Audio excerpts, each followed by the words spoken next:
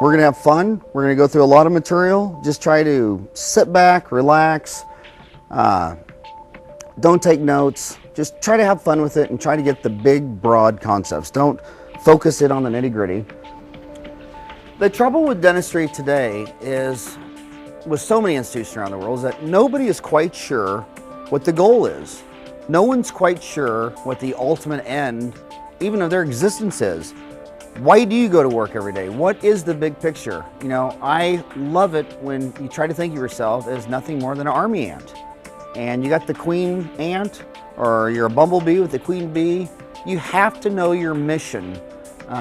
You have to know, if you know the end today, it's so easy to know where to go. For instance, if you're an oil tanker and you're leaving a Houston terminal, if you know that you're going to go exactly out the Gulf, down to the Panama Canal, and swing all the way over to Riyadh, Saudi Arabia, or Jeddah, then it's an easy thing. But if you don't know where you're going and you just trail out into the middle of the Atlantic Ocean and start going in circles, your life is not as profitable, it's not as productive, it's not as virtuous as it could be. The virtues of proper dentistry go back to the Roman Empire, 27 BC to 509 AD. And the Roman Empire was trying to civilize a huge portion of the world, pretty much all of Europe. And the Romans had to convince their people, just like George Bush and Australia and Britain today are trying to convince their people to give up gold coin and to give up the lives of many of their young boys to go civilize the world, so it lives more virtuous and productive and has a better life, liberty, and freedom for all their people.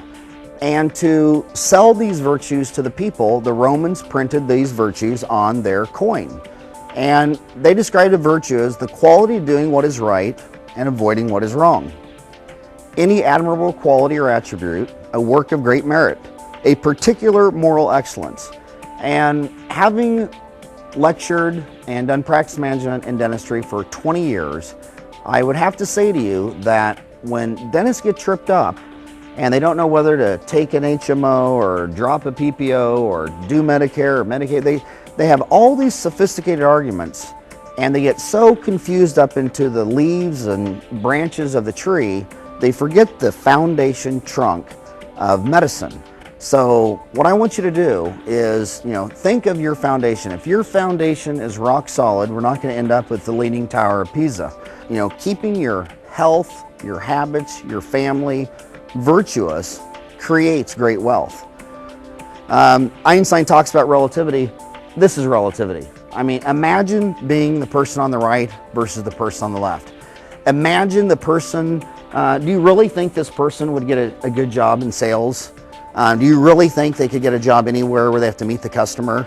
Imagine how much easier life is for a person who looks like this. And, if you lowered the price, how many more people would have this? So don't tell me this is something that people deserve if they have the market price that bears. Remember, this is a human condition. This picture is taken 50 miles north of Hong Kong. And here's a beautiful little Chinese Asian girl with a mask, no gloves, with an old jackrabbit drill. And here's a man sitting in a chair. Let's go next door to India. I mean, this is your teeth, denture teeth in India. I mean, imagine this. And it's the lessons on why 5 billion earthlings have to live like this.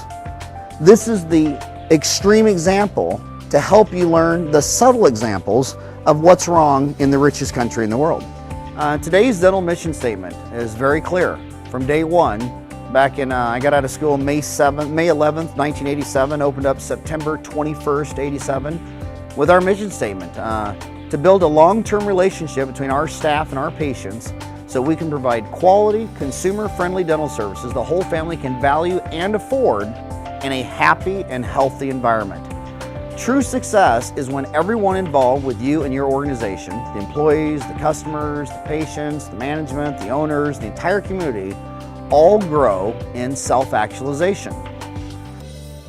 This classic 2005 series showcases more than 12 hours of proven practice philosophies as Dr. Farran shares the economic realities of running a successful dental office.